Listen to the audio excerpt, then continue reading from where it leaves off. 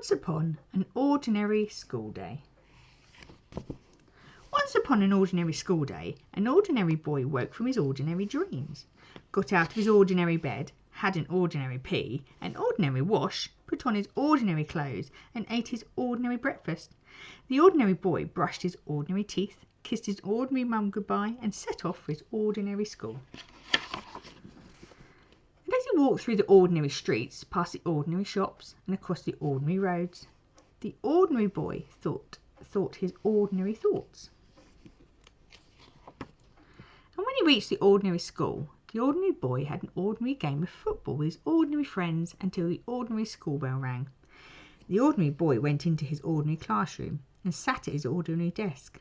Then something quite out of the ordinary happened. "Good morning, everybody," said a quite extraordinary figure, bounding into the classroom.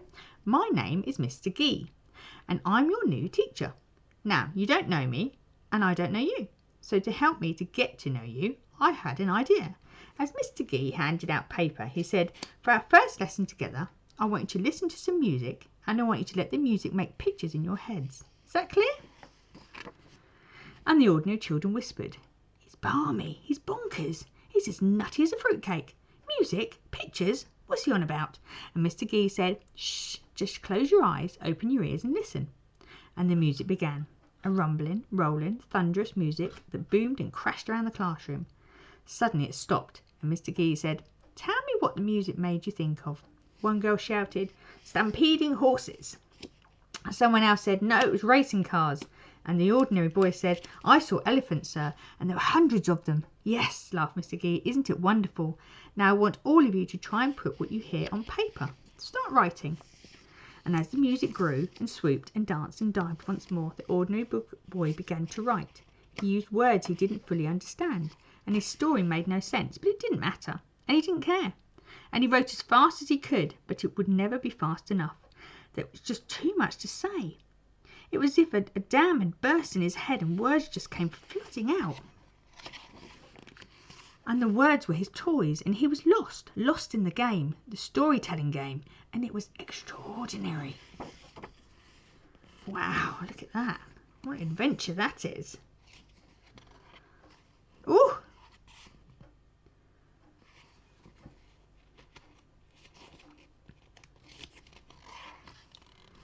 And the other children, some wrote stories about giants, some about magic, some wrote of brave girls, and some of boys with lightning-shaped scars on their foreheads. Some just made stuff up because the music didn't mean anything to them, and Pauline Crawford read the Beano. Some wrote stories they thought would please the teacher, and some because heroes, and some became villains, and some thought the whole thing was silly, and Billy Pearson fell asleep. "Perchance to dream," said Mr. Gee. And at the end of that extraordinary school day, the ordinary boy saw Mr. Gee getting in his car. "Sir," said the ordinary boy, "what was the best lesson ever? I've never felt like that before. It was magic."